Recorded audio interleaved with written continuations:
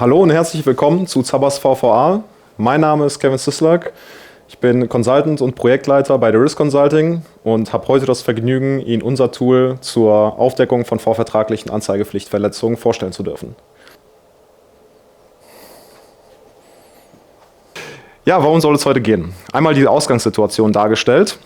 Nach § 19 des Versicherungsvertragsgesetzes gibt es die sogenannte Anzeigepflicht. Diese besagt, dass ein Versicherungsnehmer die ihm bekannten Gefahrenumstände, die für den Vertragsabschluss erheblich sind, dem Versicherer wahrheitsgemäß in Textform anzugeben hat.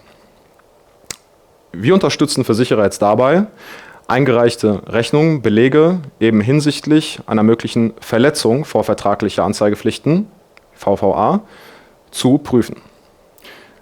Das Ganze wird modular in die heutige Leistungsprüfung von Zabas integriert, unter Berücksichtigung der Erkrankungshistorie zum Versicherungsnehmer oder des Versicherungsnehmers sowie der Antragsangaben, sofern vorhanden.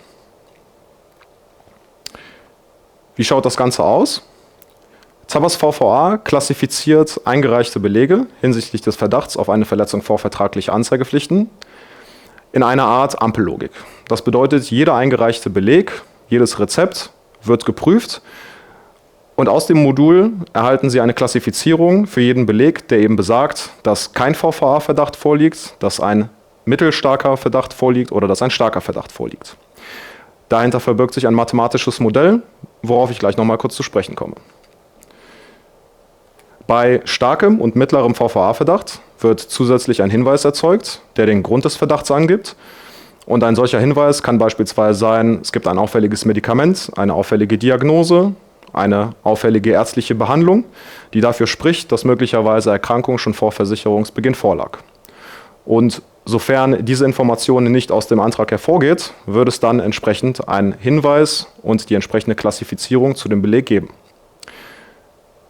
Die Kombination der Klassifizierung und des Hinweises auf einem Beleg ermöglicht dann eine zielgerichtete Steuerung aller geprüften Belege und nicht auffällige Belege können dann direkt abgewickelt werden und in die Dunkelverarbeitung geschoben werden sozusagen. Alle auffälligen Belege hingegen würden in die Hellverarbeitung gelangen und dann einer manuellen Prüfung nachgehen. Wie schaut das Ganze in Ihren Prozess integriert aus? Hier einmal schematisch dargestellt, wie das Ganze gedacht ist. Arztrechnung, Rezepte und weitere Belege werden eingereicht beim Versicherer. Diese werden dann aufbereitet und landen in Zabas für die gebührenrechtliche Prüfung.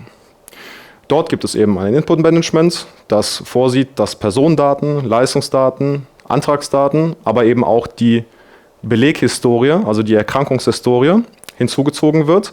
Und all diese Informationen werden dann zunutze gezogen, um den gerade eingereichten Beleg zu bewerten. Aus dem Tool, wie gerade schon gesagt, erhalten Sie dann eine Klassifizierung jedes Belegs und je nachdem, wie die Klassifizierung und der Hinweis ausschaut, können Sie diesen entweder direkt in die Dunkelverarbeitung und damit in die Leistungsabwicklung schicken oder in die manuelle Nachbearbeitung. Ja, wie funktioniert Zabas VVA eigentlich?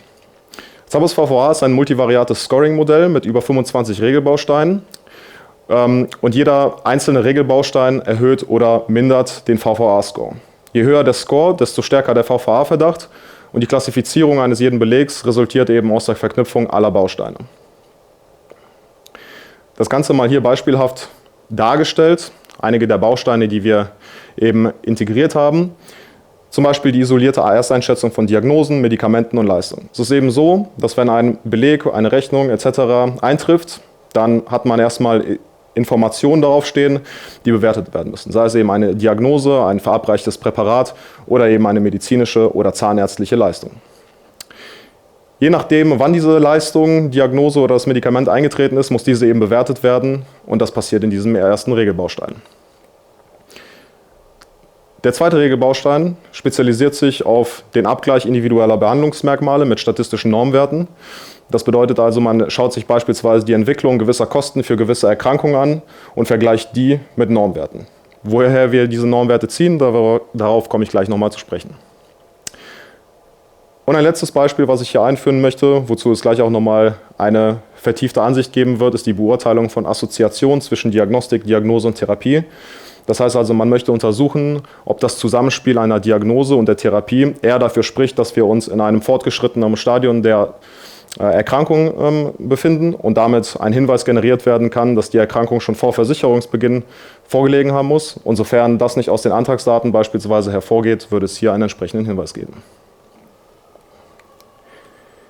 Die Regelbausteine basieren auf Statistik.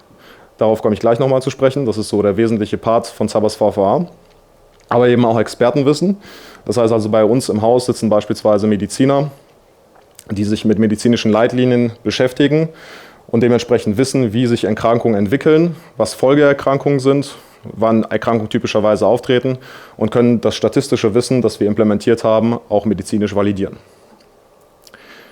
Zusätzlich folgt, dass wir eben das Produkt bei mehreren Häusern im Einsatz haben und die Expertise aus den Fachbereichen auch bei uns ins Tool fließt. Das bedeutet, wir sind im regen Austausch mit den Fachbereichen, die sich darauf spezialisieren, die Tools an ihre Bedürfnisse anzupassen, wodurch natürlich auch die Gesamtheit profitiert. Ja, ich habe es gerade schon mal angesprochen, Statistik ist ein wesentlicher Bestandteil unseres Tools. Und die Frage ist, wo beziehen wir eigentlich unsere Informationen her, um Statistik betreiben zu können? Und dazu stelle ich Ihnen jetzt erstmal den Morbiditätsdatenpool der Risk Consulting vor. Und zwar ist es so, dass im Vergleich zu anderen Sparten die Krankenversicherung sehr große Datenmengen produziert. Und viele private Krankenversicherer poolen ihre Daten in anonymisierter Form bei Risk Consulting. Und diese können wir uns eben zunutze machen für statistische Auswertungen, die insbesondere dann auch in ein solches Tool fließen. Unser Datenpool umfasst mittlerweile über 37 Millionen versicherte Personen. Es kumuliert sich zu 600 Millionen Vertragsjahren. Das Ganze sind etwa 1,2 Milliarden Leistungsfälle und das Ganze macht dann 180 Milliarden an Gesamtvolumen, Gesamtleistung aus. Das heißt also eine ganze Menge Daten, aus denen wir sozusagen statistisch ziehen können, wie sich Erkrankungen entwickeln, wann sie entstehen und dann insbesondere diese Informationen in unser Regelwerk einbetten können. So, kommen wir jetzt einmal auf ein Beispiel zu einem Regelbaustein zu sprechen, nämlich den Assoziationen.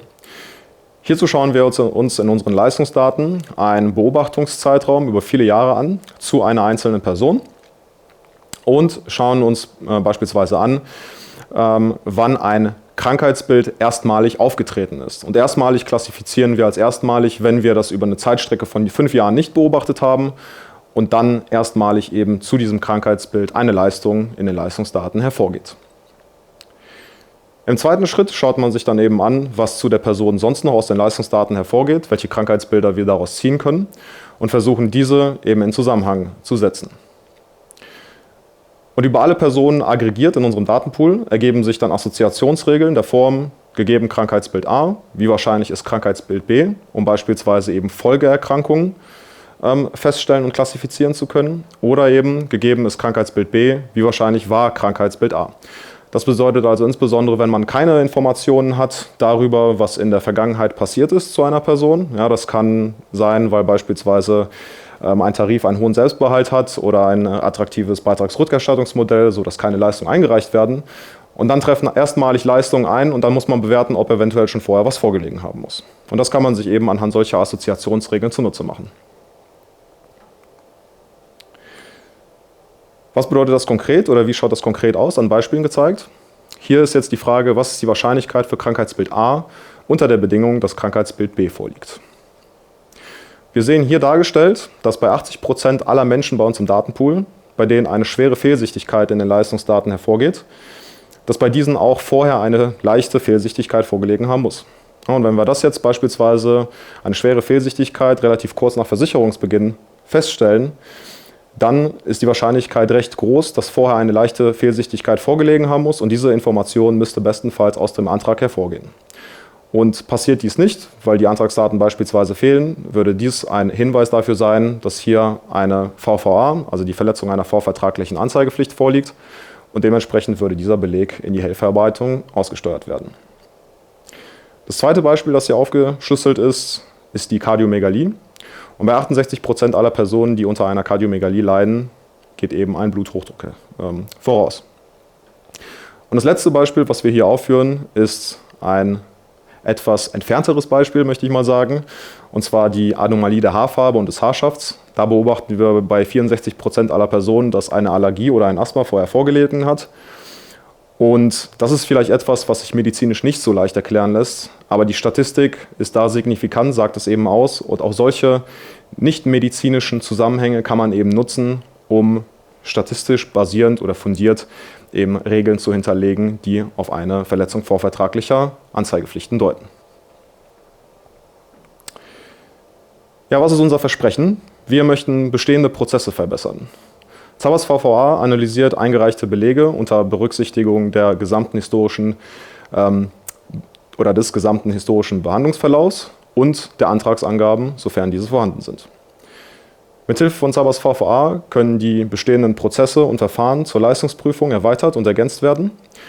Und dies ermöglicht eben eine konsistente Prüfung bezüglich der Verletzung einer vorvertraglichen Anzeigepflicht, die drastische Erhöhung der Dunkelverarbeitungsquote, eine schnelle und effiziente Leistungsabwicklung, die optimale Nutzung der Ressource Mensch, weil sich eben Spezialisten nicht mehr damit beschäftigen müssen oder mit der Vorselektion beschäftigen müssen, sondern sich nur noch auf diese Belege fokussieren müssen, wo der Verdacht stark ist und das Erfolgspotenzial dementsprechend hoch.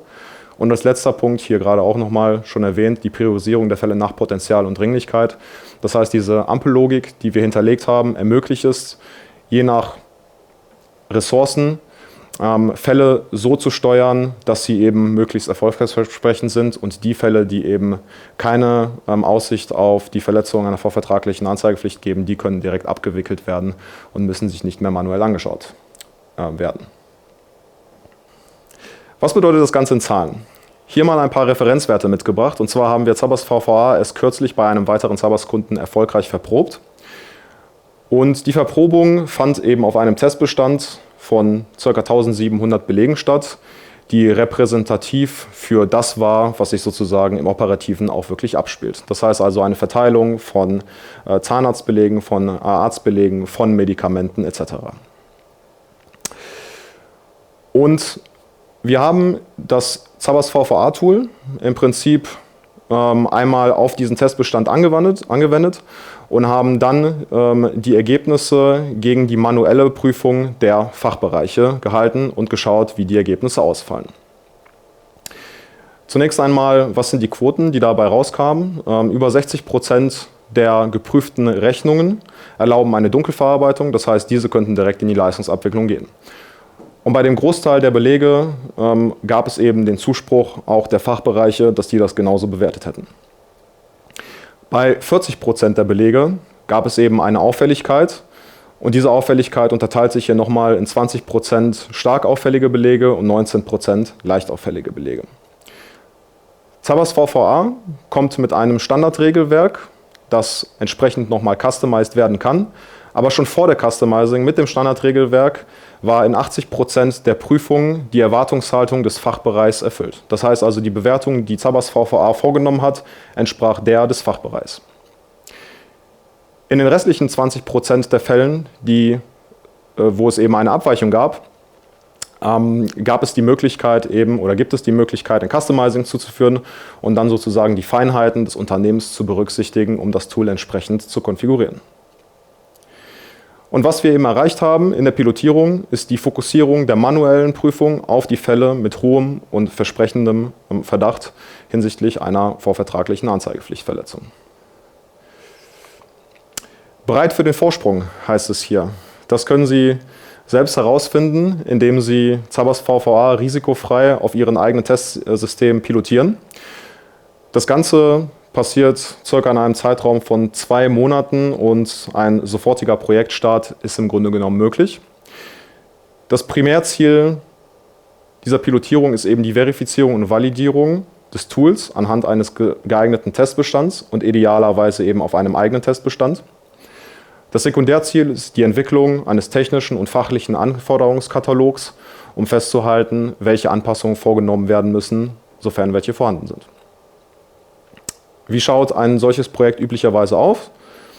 Es gibt eben einen Kick-Off-Workshop, der einmal in das Tool einführt, die Systematik des Tools erklärt, etwas tiefer auf die Regelbausteine angeht.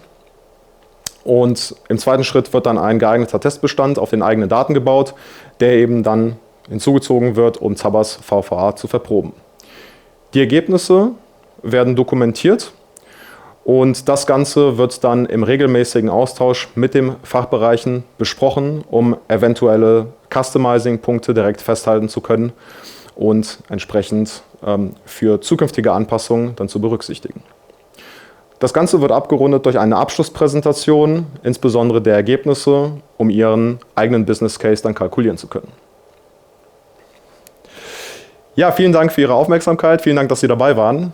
Sofern wir Ihr Interesse geweckt haben, dann würde ich mich sehr freuen, wenn Sie mich dazu kontaktieren und die entsprechenden Kontaktinformationen blenden wir jetzt für Sie ein. Ansonsten verabschiede ich mich und wünsche Ihnen noch einen schönen Tag.